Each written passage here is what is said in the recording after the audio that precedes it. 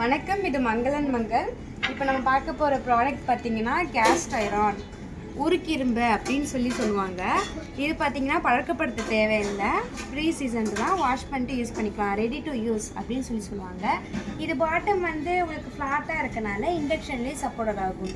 கேஸ்லேயும் வச்சு யூஸ் பண்ணிக்கலாம், இண்டக்ஷன்லேயும் வச்சு யூஸ் பண்ணிக்கலாம். இதில் தோசை தவா, ஸ்கில்லெட்டு, ஃப்ரை பேன், அதுக்கப்புறமே பார்த்தீங்கன்னா கடாய், இது மாதிரி நிறைய யூசேஜ் இருக்குது. பணியாரக்கல் எல்லாமே சேர்ந்து உங்களுக்கு இருக்கும். தேங்க்யூ. இது பார்த்தீங்கன்னா சப்பாத்தி போடுறதுக்காக சப்பாத்தி தவா அப்படின்னு சொல்லுவாங்க. இது மேலே பார்த்தீங்கன்னா இந்த வெரைட்டிஸ் எல்லாமே கடாய். இது வந்து உருக்கி கேஸ்ட் ஐரனோட கடாய்.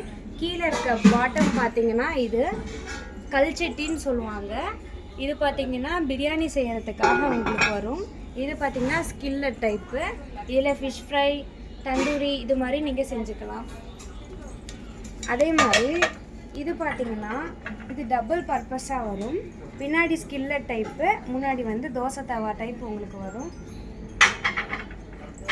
இது வந்து ஹேண்டில் வச்ச மாதிரி உங்களுக்கு தவா. இதில் சப்பாத்தி போட்டுக்கலாம், தோசையும் நீங்கள் சுட்டுக்கலாம்.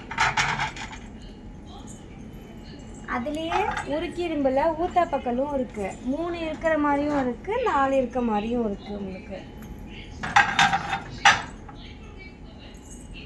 இது ஃப்ளாட் பட்டன் கடாய்.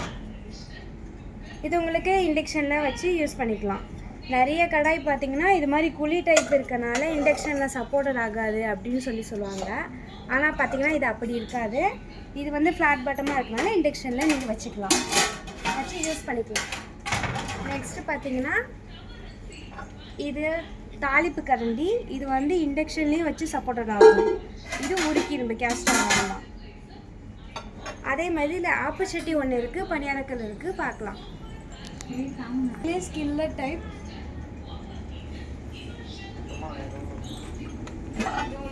இது கேஸ்ட் ஐரனில் உங்களுக்கு பணியாரக்கல். இது உங்களுக்கு ஆப்போசிட்டி வரும். தேங்க்யூ.